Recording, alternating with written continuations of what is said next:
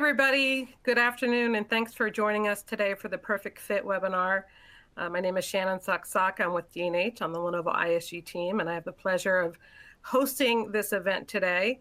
I was saying before we joined, it feels like it's always a control chaos in this industry, but we hit after Thanksgiving and going to December, right, Mark? It just feels like it's amped up quite a bit. So we appreciate you taking the time to join us.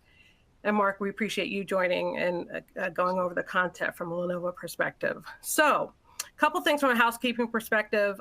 You'll see, the content. We're going to cover some great content. There is a Q&A box there. We would love you to participate. I see that Jeffrey Cass has already asked us a question before even we went live. So we will address that. I think, Mark, you have a slide on XClarity, right? So maybe we'll address it. If not, I can talk to her, is it? Yeah. And we could... It's in the Q&A, but I can highlight it when you get to that. But just know that that's a way we'd love for you to interact with us. We have a couple poll questions, but really, please ask away from your virtual space, wherever you are, and we will go from there. So with that, before I turn it over to Mark, I did just want to ask a question because we have a variety of different types of sellers and leadership and technical folks from our partners. So we'd love to know, the audience we have today, are you currently positioning Lenovo ISG solutions as part of your talk track or selling motion? So we'll give it a couple seconds if you don't mind chiming in, yes or no. We'd love to know what your comfort level is. Can I vote on this as well? Sure, do it. Vote. That'll help our metrics. I also think, as I looked at the list, I know we have a lot of partners who might be really comfortable with the IDG side, the devices. So the server storage portfolio, really, really strong, great programs to support. Mark will cover a lot of the great content on why the servers and that data center play. So we're up to about 49%. So we'll give it a couple more seconds, and then we will continue to move on. I was looking at my notes on housekeeping. I mentioned Q&A. We are going to cover some great content around some of the programs. We'll talk about the D&H dedicated team. And so we will have you all covered here, and we can enable even further after this call. All right, I think I'm going to go for it and see. Look, we got a couple more submitting. Let's see if we hover. I think we're good. So that's a pretty good number, Mark. I'm feeling pretty good about that number. That makes me happy. Yeah, that's Absolutely. A good number. So I think the opportunity too is maybe you're into servers, and we can go deeper into servers, and we can go to some of the other portfolio as well. So I'm actually really thrilled. That feels like Christmas Day, but we have 30% we can still teach. So with that, Mark, I'm going to turn it over to you. I will man the Q&A, and we'll go from there. All right, thank you. Hey, everybody, Mark Bika. I am the Think System brand manager for North America. I've been doing this for probably about 10 years.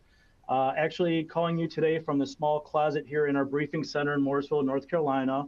It looks a lot fancier out there than this little room does here, but to those 60% of you that are positioning our ISG portfolio, thank you. To those 30%, if there's anything I can do to help with that, I'd be more than willing, and hopefully maybe this conversation might help a little bit on that. So with that said, just jumping into it. So I actually just got done presenting something similar to some of our sellers here, but there's a lot of reasons that our customers are looking at modernizing their IT infrastructure. And if we take it back a step, a lot of our customers out there, they might not have the budgets and stuff. We have some customers running servers 8, maybe even 10 years out there, and those servers are out of service. So it's a real concern out there that if you're working with something that old and something happens, what are you running on those servers and what are you going to do? But it also comes into all the new technology we have out there. Maybe you guys have heard of this new thing, AI, that we talk about in every meeting we have here at Lenovo. That's huge, as well as all the other stuff that we're doing as far as trying to simplify all of this hardware. That's when we start talking about software-defined infrastructure, hyperconvergence, as well as security. Again, if you're running a server that's out of warranty or support, you're not running that secure. So there's definitely reasons out there. So if I click that, there you go. So just to follow up on that a little bit, new workloads and new applications. Obviously, if you're running a server from 6, 7 years ago, whatever operating system, whatever type of hypervisor or anything you're running might not still be supported there. So there leaves even more holes as it comes to downtime, as well as security out there, but also balance of power as well as performance. And I'll get to a little thing later showing that, but really the cost of these servers is keeping them cool. So if we can consolidate that into higher performing servers, there's obviously better performance and savings to be there. And then security and resiliency, I think we touched about that. Obviously, we want to make sure we have the latest and greatest out there for security. There's always new kinds of threats that are popping up as far as from external forces, but also, maybe there's some, firmware corruption or whatever we need to address. So it's always best that we want to make sure our customers have that security that they need there. So with that said, talking a little about transform performance as well as power. So as you can see here, like I was saying, the biggest thing is the power consumption for all these servers. If we can consolidate several racks into one rack, we're going to get greater performance out of there and a hell of a lot less of a power consumption out there. And you can see that 6 times compute. Now, this is based off of our ThinkSystems V1s to our current V4s. You can see that we can get up to 6 times compute out there. But that goes for even any of the other competition out there if they're running theirs. And like I was saying, you can see up to 40% less energy. Now that's talking about our direct water cooling. It's maybe a different story out there, but that is by far the most efficient way for us to work with that, especially when it comes to water cooling or liquid cooling. If we start looking into the future around 2028, we really expect it to start skyrocketing. It's harder and harder for us to keep these servers cool. That's the reason we're working with liquid. It's not that we want to work with liquid in these servers. It's just there's no other physical way that we can keep these cool. So again, that's another benefit. But as AI grows, as these GPUs exceed 1,200 watts, CPUs over 500 watts, we do have to come into some interesting ways that we can keep these servers operatable at a good temperature. So on that subject, talking on Neptune, we do have I call them the 3 pillars, if you will. At the left, we have Neptune proper, we've got Neptune Air, and we've got Neptune Core. Now, Neptune proper on the far left is what I was just referring to, 100% direct water cooling. If you look at this, we can operate at 45 degrees Celsius, which I believe is around 100 degrees Fahrenheit. I'm not sure how that works out. But what I'm saying there is that we can use bath warm water and get far better efficiencies than anything we can do with just air. And you see that lowest PUE, that's power utilization efficiency. We're actually doing a lot of things with our Neptune branding that you might not even be aware, especially when you start looking at our Neptune Air. So that's the idea as far as using thermal transfer modules instead of just blocks of heat sinks, or our liquid to air, which is essentially us putting a radiator in front of the fans and pumping glycol to the sealed heat sinks out there. So we're doing a lot of different things to get that power utilization efficiency. Without that, a strictly air-cooled, we'd be limited at like 205 watts of CPUs. With these other efficiencies, we can get to 350 watts, 400 watts, et cetera, out there. And then in the bottom right corner, you can see our Neptune Core. Essentially what we're doing is you can see we're targeting the hottest component, which is generally that CPU. So we're taking our air-cooled servers, but actually running direct water to the heat sinks on those CPUs. So it's kind of a hybrid situation that we're doing there as far as air as well as liquid cooling out there. Now you can see we can get the power utilization of 1.2 there. With Neptune, we can get to the power utilization of 1.0, which is the actual goal that we're trying to do. Now, I mentioned the difference. Neptune and Neptune Core are direct water cooling. With Neptune Air, anything that's closed loop, we are using glycol for that, just like you see in these fancy gaming rigs out there. However, with the open loop solutions, water has much less of a viscosity than what we can get with that glycol. And what that means is that we can move more heat faster than we could with glycol. So essentially it means we can get a few more nodes within a server, or I'm sorry, within a rack than what we'd be able to do normally there.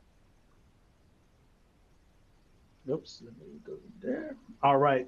So now again, in front of the consolidation, I see this slide all the time. I don't use it a lot, especially in front of customers. I think they get it, but I think it's a good visualization as far as where we've been and where we're at. So looking at the far left, we're talking about an original SR650. You know, maybe they bought it 6-7 years ago or whatever. As you can see, that equivalent of almost 5 racks is the equivalent of what we can do with a single rack with our latest V4 servers on the Xeon 6 platform. And then even in between that, we still get that greater cost. So as we see it, looking at that far left, why are they still sitting out there? Well, maybe they don't have the money to make those moves up there, but they understand they need to. And as we progress also, I do want to take this opportunity to talk about some of the software-defined infrastructure or hyperconverged that we're working with that's ideal in this, especially when we talk about VMware and everything that Broadcom's done. I have a major college in a room I just got done talking to over here. Broadcom just came to them and said that their costs are going to more than double to stay on them. We had another school district that was in here last week, and they were talking about how they were spending $25,000 a year, but now Broadcom was going to charge them $100,000 a year, so 4 times more. But they gave them a caveat: if you pay for 3 years, we'll go ahead and charge you $150,000. So yay, they got $150,000 savings, but they're still getting doubled on there. So a lot of our customers are still sitting on that older hardware because they don't know what to move it to. They don't have the capabilities, the people, or the time to do that lift and shift. Now, a great example, like the customer that we have in this other room that I just presented with, is that they still have 2 years on their contract. So they're looking ahead for that. So they got a great idea of what they're going to be moving to. Now, that's when we come out with our OneIQ partnership that we have out there. We actually started working with OneIQ back about 3 years ago when we were getting out of the air-cooled blade business. And OneIQ is a third party, but what it allows us to do is go ahead and put an agent out on their infrastructure and measure the data. We're not looking at what the data is, we're measuring it. And by doing so, we can go ahead and not only recommend a lift and shift on a hardware platform, but also on that hyperconverged infrastructure. So a great example of that is if you go to the OneIQ website, they have 3 partners. One is Lenovo, and the other 2 are VMware and Nutanix. So obviously, these software-defined infrastructure providers understand the power of this tool and how we can use this. So it's great if you're looking at that de-risking off of VMware, but also, like I was saying, we've been using this just for our hardware as it is. But by having that older hardware out there, you're going to start facing that it's going to be coming out of warranty. Well, what are you going to do with that data? It might not be compatible with the software running on there anymore. So there's a lot of caveats out there. So ideally, we want to get there. Hey, Mark, real quick on the, I'm sorry. Yes. Yeah, on the absolutely. OneIQ, if we can park on that real quick, because we're having a lot of conversations with our partners around that engagement. So I don't have it as a poll question, but if you're interested in seeing that demo, hearing more about how we can, Lenovo and OneIQ can support that, feel free to drop in the Q&A OneIQ, or we'll also follow up, because we're seeing that conversation really, I mean, it's so relevant with the Broadcom conversation. So OneIQ, definitely, I'm glad you brought it up, because it's really been one we're having increased conversations on, and we're setting customers up on those actual engagements. So thanks for bringing that up. Yeah, absolutely. And to all of you out there, you're partners of us here at Lenovo.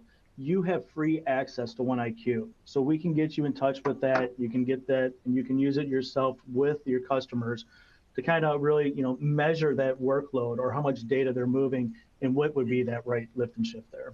Hey, Mark, real quick, we do have a couple of questions. Michael, if it's hopefully Craig or Krej, I apologize, asking, what do you mean by measuring data? Please explain.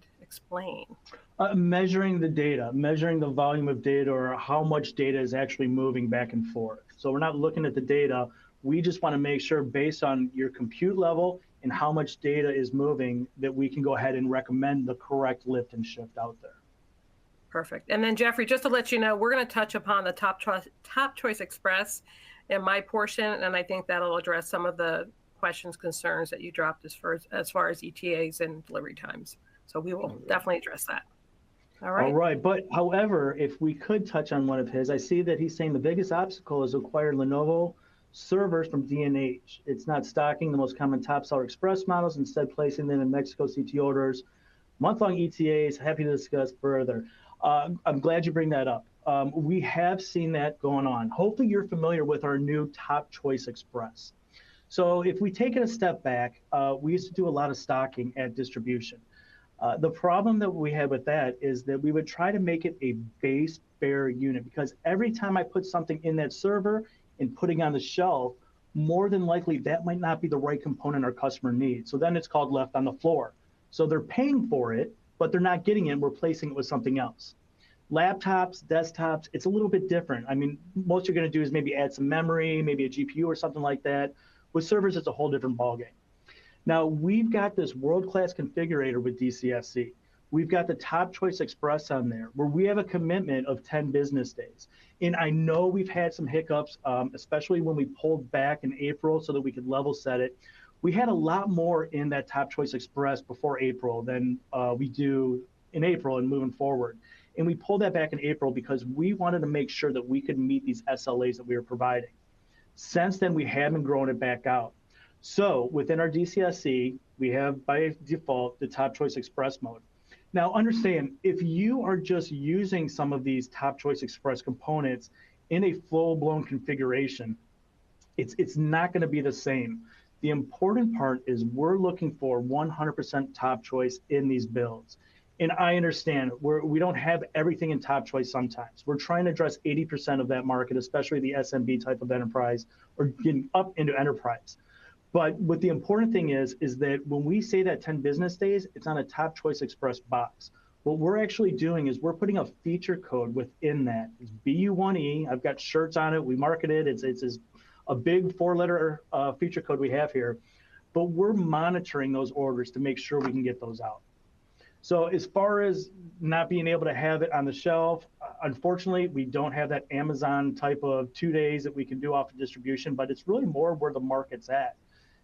It's not a one-size-fits-all. So with the customization that we can do with DCSC, I think that it far exceeds what we'd be able to do, as well as keeping costs down based off product off the channel.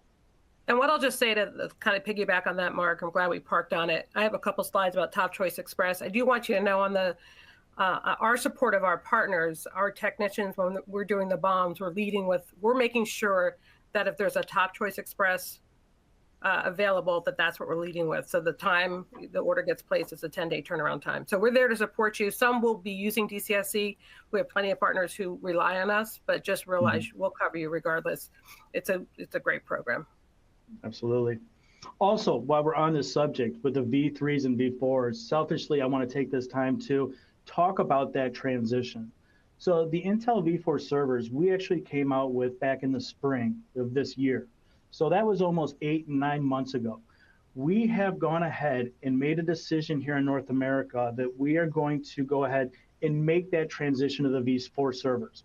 And by that, it means that here is a geo, we're no longer doing any demand planning on V3 servers for what we would call run rate. If we have a customer that has a committed opportunity in Dynamics, we will chase that V3 product. If we don't, and you come in 2026 with a V3 config or try to order it, more than likely you're going to face extended lead times. And it's not really just because we're doing this earlier transition. As a matter of fact, the other geos are jealous of us because we got ahead of this. We're seeing a lot of constraints, especially when you look at Intel's 10 nanometers, like with their Xeon 5 generation, is that they're constrained. So it's getting harder and harder. So we even pulled in the last order date. It is going to be a little bit uglier. But on that sense, V3 to V4, we have cost parity, we've got greater core density, and we've got faster memory. So the question really is why would you want to stay on a V3 versus going to the V4? And all of that cost parity has, I say that before all of these changes with memory came up. So if you're not aware, memory is going through the roof. There is a lot of changes going on, not only with our pricing, but across the industry. It's not just a Lenovo thing, but it is something being addressed.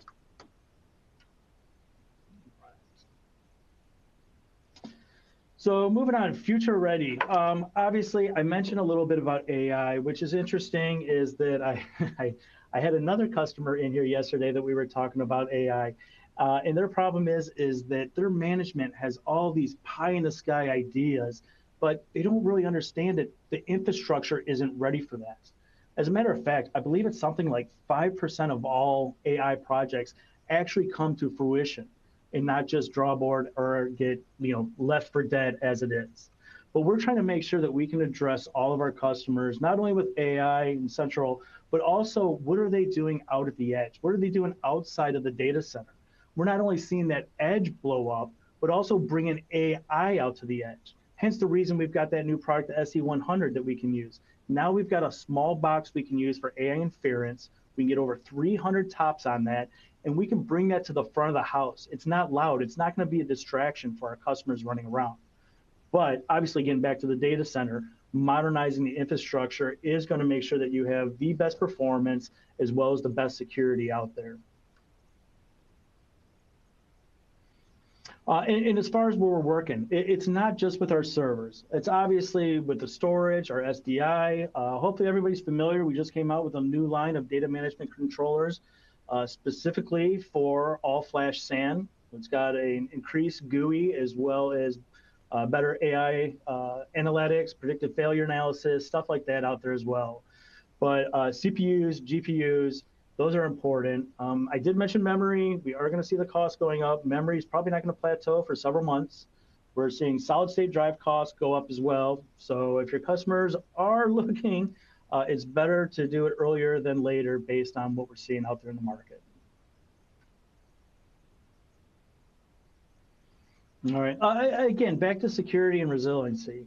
We're seeing all kinds of different kinds of cyber hacks and everything out there. We really want to make sure that we give that best solution out there. And I mentioned that new all SAN flash that we have out there. That thing's going to be great for that data protection, disaster recovery, as well as protect you from any ransomware out there. And that's where we're seeing a lot of this come in when it comes to the storage, is these data breaches that are going after that. As you can see, some of the data down there, around $10 billion in 2022 to $12 billion in 2024.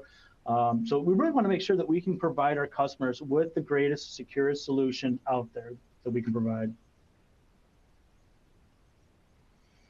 And obviously, I mentioned, yes. I'm sorry, there's a delay. You're perfect. That's great. We have a couple questions, so I thought I would kind of chime in real quick, and I didn't catch it until after you moved on from the V4. What are the standard warranties on the V4? I should know this. I don't. I apologize. And I know there's additional warranty options, but what's that look like? Yeah, so by default, we are usually 3-year warranties. Not to share with how we make sausage here at Lenovo, but for some reason, we continue to still make 1-year warranty models for our servers. But you in North America might not be aware of that because I make sure we hide that. Some of the other geos still have our 1-year models, but to be honest with you, the reason I hide it is that there's no cost difference. We end up having sellers wasting their time doing a comparison of a 1-year warranty to a 3-year warranty. So that's why we hide it. If you absolutely need a 1-year warranty on a server, why, I don't know, reach out to me and I can probably figure out how we can do that here in the US or Canada out there. Okay, so 3 years on that. And then the other question, I just, up to 5. Okay, so just want to shout out Jeffrey's question and just kind of citing the other stocking positions. We will circle back with you. I think there could be some business conversations around that. We do want to wave the flag on Top Choice Express because we're seeing it really move quickly, but let's circle back. We will make sure that we reach out to you on that. And then the last one, Adam Gill's asking, my understanding is Edge ISG devices used to be a huge point of emphasis to push over the last few years. Is the Edge portfolio now less of a priority? Hearing we will have less options in the portfolio in 2025. So I think you'd love to answer that question, right? I would absolutely love to answer that question. So yes, we do have a smaller portfolio, specifically talking about the SC350 V2, SC360 V2. As well as the SE450 V2, but that was already planned to be taken out back like old Yeller as it is. Unfortunately, with what we've seen with Edge, especially with those platforms, is the sudden kill of DDR4 memory. That was one of the biggest things. If you can get a hold of DDR4 memory, it's much more expensive. And so what we had done is we decided to draw a line in the sand. We did our last time buy, so we are taking care of some of those customers of ours that we had large rollouts with, but we are, as of March, slowing those down or killing them actually. And one thing is I've actually removed those from any of my presentations because when it comes to Edge, it's a lot longer sales cycle and even a longer deployment cycle. And so I want to make sure I'm not showing anybody a box that by the time they come get it, we're going to be like, well, we can't help you on that. However, we are redefining how we look at Edge. Now, if you look at it, Edge is really anything outside of the data center. So now we got our little towers, the SR250, that little pizza box at 19 inches by 19 inches. But as far as the Edge, we do have the SE100 on the lower end and the SE455 for the higher end for real AI analytics that we can host a couple of those big double wide GPUs in and really get some of that muscle out there. Great. And then lastly, Michael, for now, he asked, most OEMs are now moving towards an enterprise AI factory. Is Lenovo also moving to this direction with the new AI-ready enterprise servers? You just touched on. That's a good question. I don't want to misanswer that. We are doing lots and lots with AI. Obviously, from my point of view, we are providing that hardware to either train those large language models or maybe host that generative AI or even do like omniverse digital twins type of a situation there. So as far as where we're moving, we are going to stay with the market. It's moving fast. It's expensive, but it's very interesting. We're as a matter of fact, this week I'm working on a new GPU box that we're looking at coming out within like 2 years. And what we're going to be seeing with power consumption and the need for water is it's really something. So I think we're really going to see the break off of AI versus what we can do with general purpose servers in the very near future. Great. Thank you. All right. All right. Well, back to the regularly scheduled program. As far as security and reliability, these are some of the things that I always talk about. As you can see, like that reliability, the ITIC study, which it is listed out on Lenovo Press if you want to link it to any of your customers. Most secure for 6 consecutive years, like I was talking as well. It's interesting. We've had to have scrutiny by the U.S. government for several years. Obviously, we were part of CFIUS. It's the review. All of the 3-letter alphabet names can actually review anybody else that's working on with that. We've actually never even come close to failing one of these security audits. We've exceeded so far that we're actually used as the poster boy in some of these instances out there. But as you can see, obviously, root of trust is something more familiar. We're always in the Gartner supply top chain. I do like to talk on that we are 10th in the Gartner supply chain. If you look at numbers 8 and 9, it's people that make makeup and toothpaste. So if you think about it, I mean, trying to get 1,000 pieces in a server compared to making some toothpaste, I think that really speaks a lot of what we're doing out there. Next here.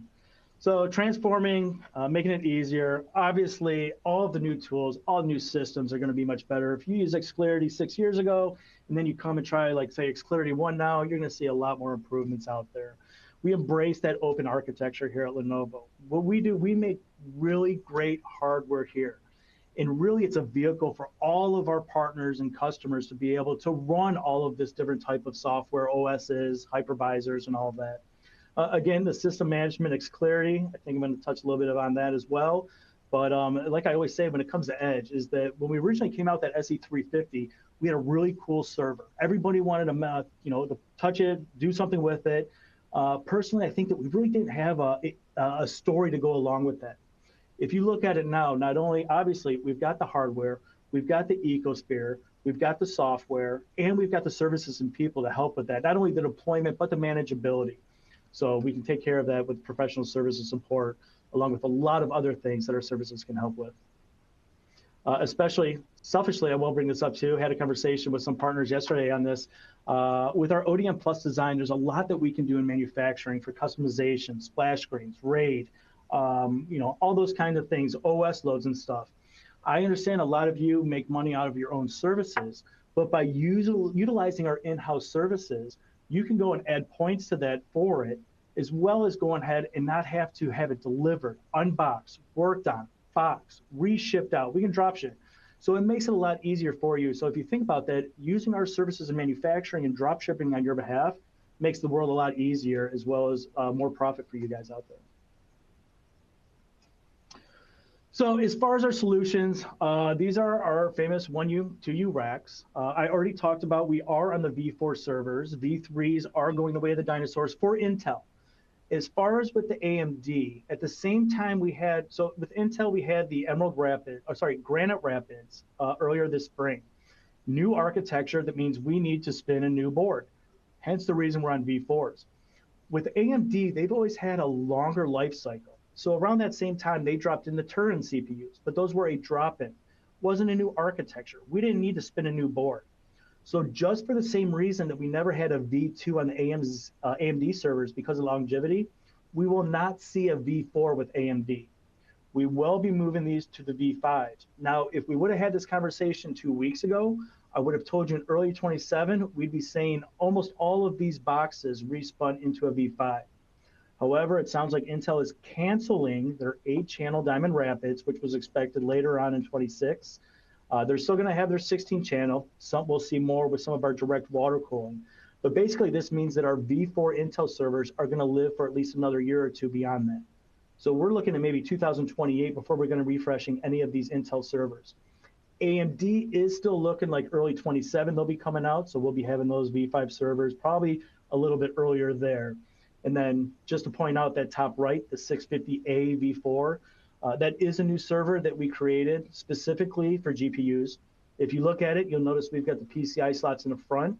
The reason for that is, well, what most of the servers we're trying to do is that by putting those really high wattage GPUs in the front, we're able to grab that ambient air to cool them down versus putting them in the back of the server, where by the time the air gets to those, it's going to be a little bit hotter out there.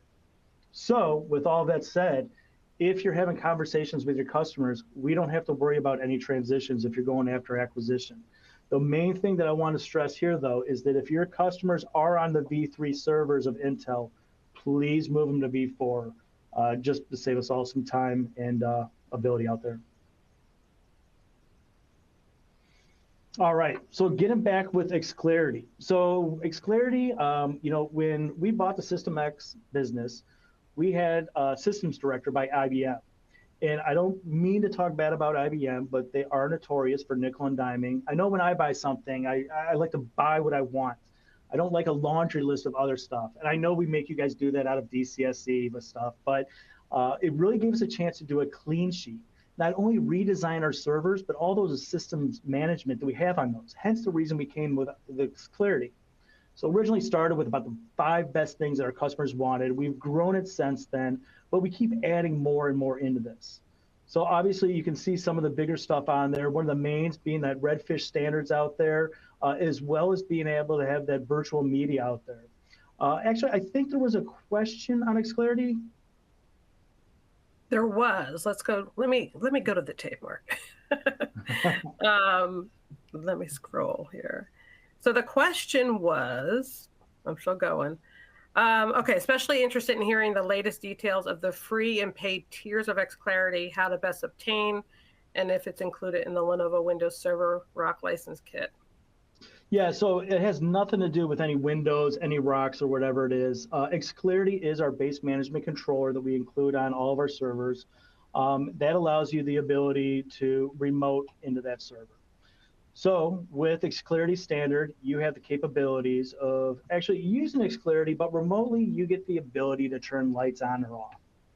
Now we take that a step further when we start looking like, it depends on the generation, our enterprise version of XClarity or our platinum version of the XClarity. What that now is going to give us is the ability to manage those servers remotely. So now we can start getting into that predictive failure analysis, make sure everything's humming along nicely and stuff. And then the only difference in that is that when you get to the third step, that software and services, so when I go back to DCSC, the output at the bottom of that XClarity always has that on there. That starts giving you the ability, obviously, not only for support, but that ability for remote media management. So now you can go ahead and remotely load operating systems or whatever you want from those servers. So it's really a 3-tiered level, or 3 levels of tiers, or however you want to pronounce that, that we do that.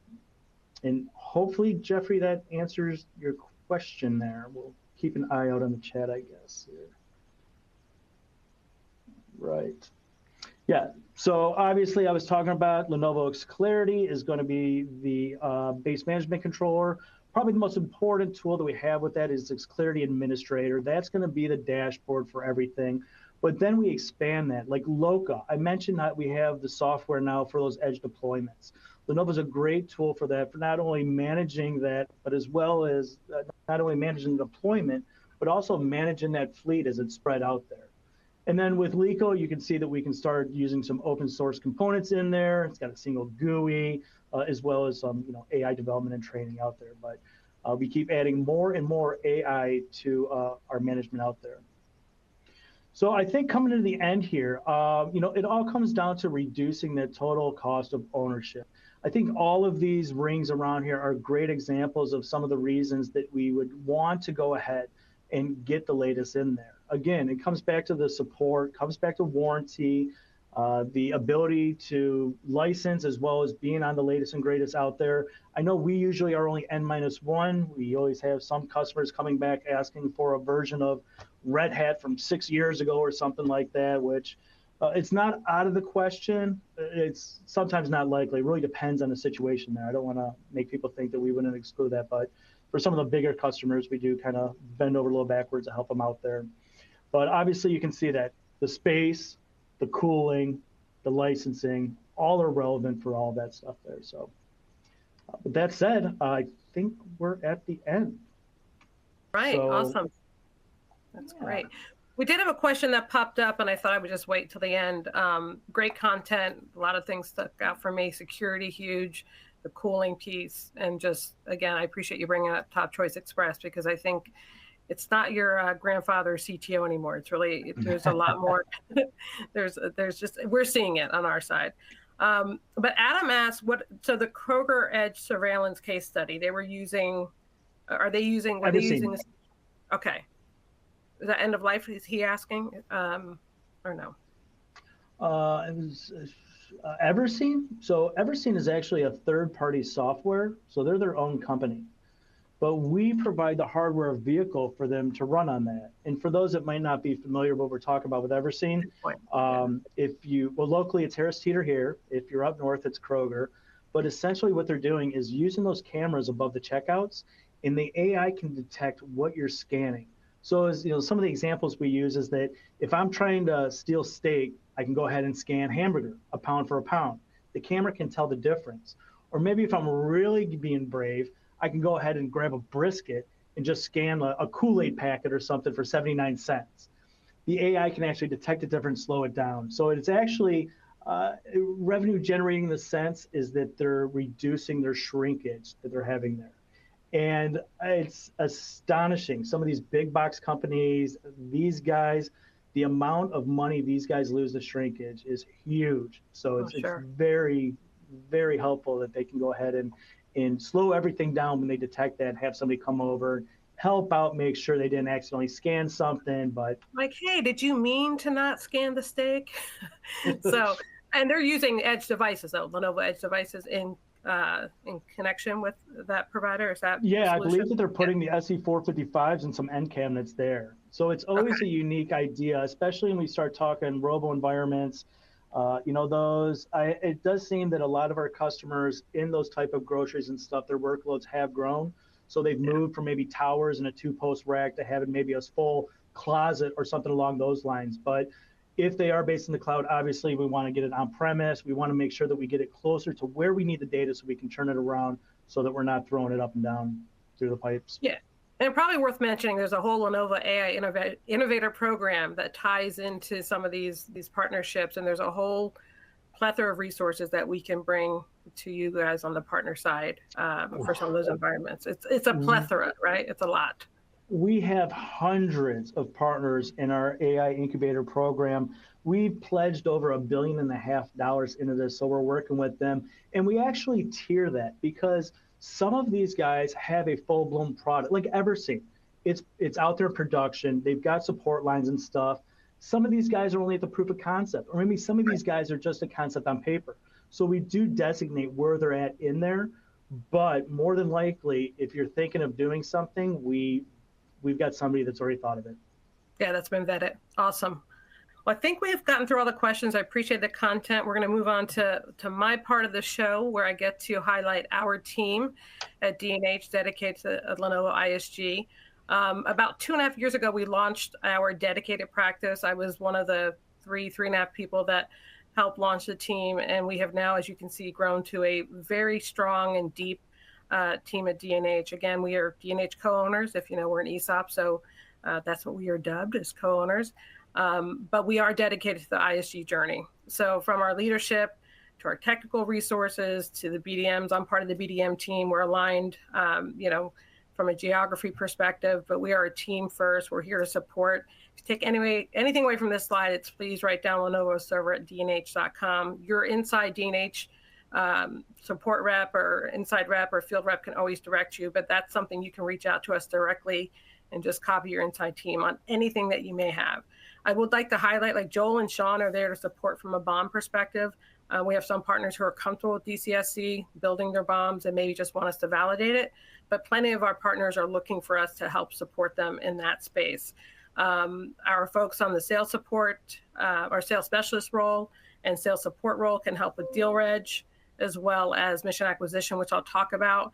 One thing on the ISG side, those 60% probably know this, you have to pick one DISTI to work through. That's why we say we'll do it for you, because we know who we'll pick. But I guarantee you'll be really happy with the team. We are committed to a very strong SLA in terms of the BOMs, moving it to quote, and throughout the whole process. So definitely, I've been in this industry a number of years, and I can't say enough about the team and how strongly we work together. So keep that in mind. And then I do have a question. We got a poll question on the mission acquisition program. Are you familiar with the program? Some folks know it as new customer bonus, and I'll talk a little bit about it. But I'd love to know, this poll question, Mark, always surprises me, because there's still a good percentage that may not know about the program. And I think it's one of the best programs that continues to get improved upon on the Lenovo side, especially on the ISG, because it's pretty lucrative. So let's see we've had some great success with this program. I'm not even going to click on this because I want to see the true results as far as who's using this. But if you're not, you're missing out. And that's something, again, the team can help support. And I'll go into some of the details. Let's give it a couple seconds. I had heard some stats at the close of Lenovo's last fiscal year that the amount of business that was tied to mission acquisition was pretty significant. And then it makes sense that it would really impact the ISG side, because there's so much opportunity on the ISG side with partners and with end users. So I'm gonna give it a couple more seconds just to see. We're only at 32%. I don't want to shame the people taking the poll, but if you haven't clicked, I'll give you 2 more seconds to click, and then we'll just move on. Let's see here. I'm going to take what I have. There we go. Got a couple gilts. Okay, so we're 57 are familiar with it, 42%, almost 43% are not. So tell me more. Glad you asked. That's what I'm going to tell you. So the mission acquisition program, again, it's been around for a minute. I want to say, a little over a year ago, it kind of got expanded into the ISG, and it's gone through a couple different changes. The most current update, effective October 1st, was moving it for 8% for the entire 12 months. It was on the ISG side, 10%, and then 5% for the remaining 6 months. So it's a consistent 12 months, 8%. I'd like to highlight, can be combined with your deal reg. We can help support it. It's really based on the end user, and the end user qualifications are if they haven't purchased ISG products over the past 3 years, more than $3,000, they will qualify. So you might have partners who are buying devices, but they haven't played in this space. The portfolio is there, so you're gonna have strong solutions. And then from a pricing perspective, between deal reg and the mission acquisition. So we encourage you, we can help guide you through that. We can pretty much tell instantly if a partner or if an end user qualifies and give you that information. You can also do this if you're comfortable with the deal reg. You can actually apply for mission acquisition as well. I can't say enough about this program, Mark. It's been, I think, fantastic program. All right, moving on. Our internal program on the D&H Score program, again, we've extended this to the ISG side. You do have to opt in, so we will make sure we follow up with the partners on this call to see if you are part of the program. But if you're authorized in silver, there's some additional incentives. It runs until the end of March, which corresponds with Lenovo's end of fiscal year. Right, Mark? I'm correct on that. March 31st? Yeah, I believe so, yes. Yes. So just keep that in mind. We're doing things on our side to help bring additional programs, put money back in your pocket, in addition to your tiering programs and the other mission acquisition and deal reg. Okay, how are we doing on time? We're doing pretty good. All right, so Mark, you did a great job in talking about the Top Choice Express. I wanted to put some slides in here too. The moral of the story here is that you're going to see more options that are readily available, even despite some of the industry challenges out there. So Top Choice Express, if you look at the guy in the bottom, he's talking about the 10-day delivery. What does it mean to you guys? Quotes are going to be, we're going to lead with the Top Choice Express. So Sean and Joel will always lead with that. If for some reason there are some flags as far as availability, we will communicate that. So quicker quotes, better pricing, options up front, and then the move to shipping. There's a whole, dedicated landing page on the Partner Hub, where I think you guys have the option to download this presentation. You can get through that as well. But it really is a fantastic program, and it's going to make your ship times. Because I think a lot of times, Mark, folks are, oh, it's going to take you 6 months or 3 months or 4 months to get some sort of solution. Even on the storage, we're seeing there's top choice express options. So that is correct. Yeah, so that's fantastic. So simplicity, predictability, and then the speed on the top choice express. That's really the moral of that story. It's a great program. Jeffrey, I'm cognizant of your comment earlier with the stocking. We just saw that to be more of a challenge because there were nuanced changes that customers needed for their solutions. But we definitely look forward to talking to you on that for your individual needs. Yeah, unfortunately, it's so hard to hit that sweet spot with so many CPUs and memory configurations and network interfaces that it just doesn't work. But at least we can ship and build in 10 days. Yeah, that's great. I mean, that's fantastic. All right, so I'm really happy that you're at the EBC today, Mark, because not that you're in a closet, as you say, but I want to highlight our EBC with a twist, the BYOC, Bring Your Own Customer. We've held a handful of EBCs in Raleigh. Our last one we did was having our partners bring one of their customers with them. And we are going to do another one in February 26th. It is more of a boutique event, I would call it, invite only. We definitely want to work with you to vet and make sure you understand and that the end user understands kind of the best fit. Mark, you participated in the one we had in October, and it really was a fantastic event. Not only if you've never been to the EBC, it just went through a recent renovation. So it's not just where Mark is sitting, right? Yeah, I was going to say, you need to update that picture. This place looks like the Star Trek Enterprise spaceship here now. All right, so we got to get that updated. And there's a great coffee machine, is there not? 2 of them. We got a robot that'll make your own coffee if you want it. That's right, there is a robot. And then we got a $15,000 one here for any kind of fancy coffee you need. Yes, and then there's some fun things like the avatar maker, and there's some cool things that can be seen. So not only do we bring in great content, one of my favorite presentations, aside from Mark's, was also our Dave from your security side to talk about some of those.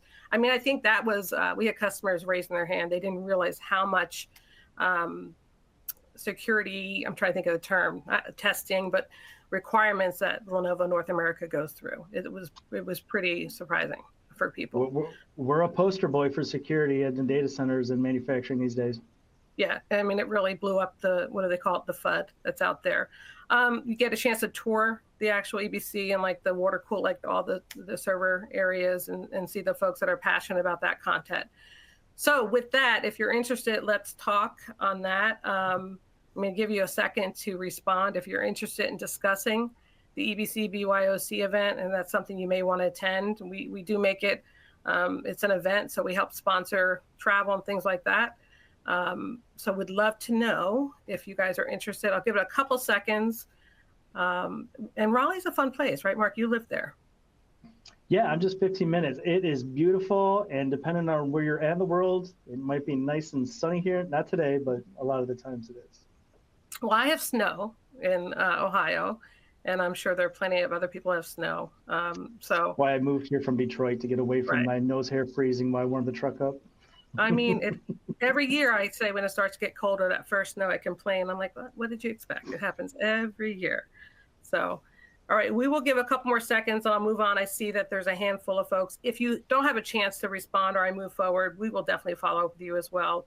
I can't say enough about it. It was just a great engagement all the way around. And we actually had, I would say to the partners, we've had actually a couple strong deals that came out of that EBC from their end users. So it was not just a, what do they call it, a Barney meeting. We actually had some really good opportunities that came up from that. So on the server side and storage side.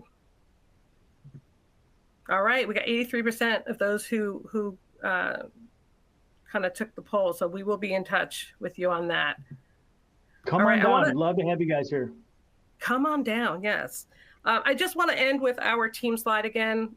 Depending on where you are in the ISG journey, you may have be comfortable doing the bombs, doing your deal regis, but I want you to know you have a team at D&H who can, be an extension of your organizations. We work closely with the channel account managers. We work closely with the Lenovo end user reps, connecting our partners in kind of joint selling motions, account mapping, engagements around OneIQ. There's a plethora of things that we do. On the BDM side, we're working with our partners to, is it virtual trainings with your team? Is it on-site trainings with your team?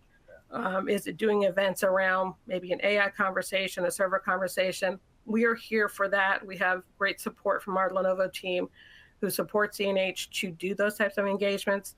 So we just want you to know that we're here. So Lenovo Server at D&H, everything starts there.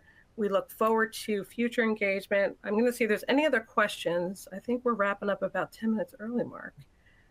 But I think we've answered all. Oh, we have one question. We have a couple of questions. Okay. So Ken is saying, I'm wondering if the 10-day delivery is actually true. When does that 10 days start? From the day you place an order or when Lenovo receives the order? It's the latter. It's when we place the order with Lenovo on the D&H side. Well, I want to make sure we clarify that too, is that I never promised anything that I can't control. Right. What we can control is we are promising 10 business days order to ship. As far as delivery, unfortunately, customs can get in the way, logistics. It's out of our control there, but we can get it out the door within 10 days.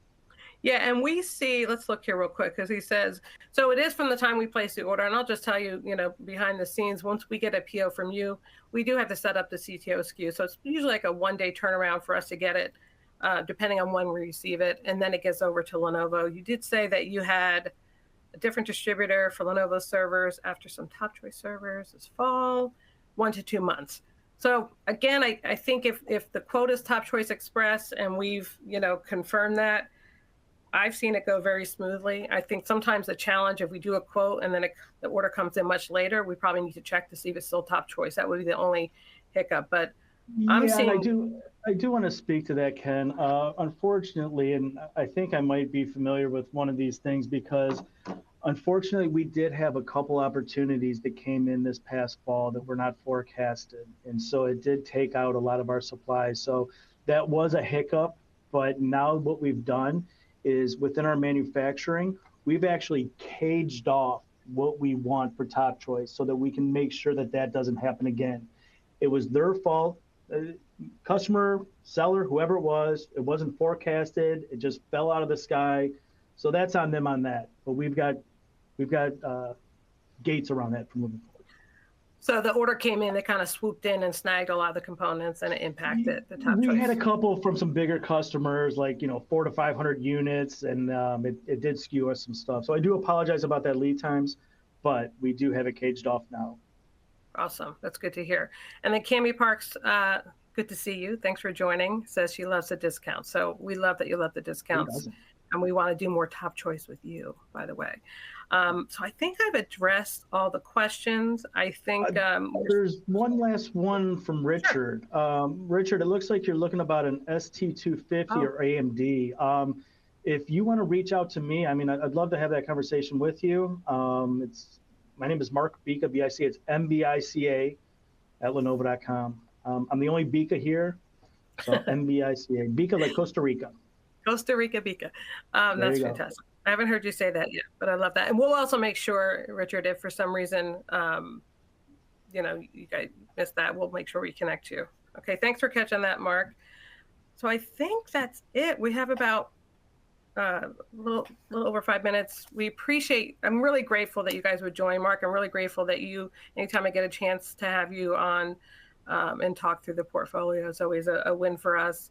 We value your business to the partners out there who are working with us. We definitely want to do more within the ISG space, and we feel pretty confident that we can bring value from Lenovo and D&H together and help you along the line. So any parting words for you, Mark? Please bring your customers down for that multi-customer briefing. I'm sure they'll feed them well at one of their local steakhouses. Lenovo Center's just down the road for our Hurricane games where we take a lot of customers to the box out there. So it's definitely, but just make sure you don't give them too much drinks that when I present the next day, they're falling asleep. We'll make sure we don't do that. So with that, I wish your Lions good luck tomorrow. I think they play. Every time I see the Lions play, I think of you, right? So I think they play tomorrow. Is that right? Thursday, yes, against Yeah, that team from down there in Dallas. yeah. All right. Well, I appreciate it. Thanks, everybody. We'll let you go, and we'll follow up accordingly. And we do appreciate your time. Thanks so Oh, much. one quick thing, Oh, sure. Richard, it's actually just the letter M, Bika. So it's not first dot last. It's just my first initial last name. So MBICA at Lenovo.com.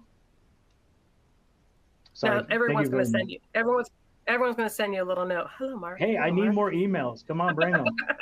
Oh gosh, you're the only. I think you're the only person here say that if you actually need them. But I'll send you some of mine. All right. That's Appreciate okay. everybody. Have a good one. Yes, thanks everyone. Thanks so much. See you, bye. All right. Bye bye.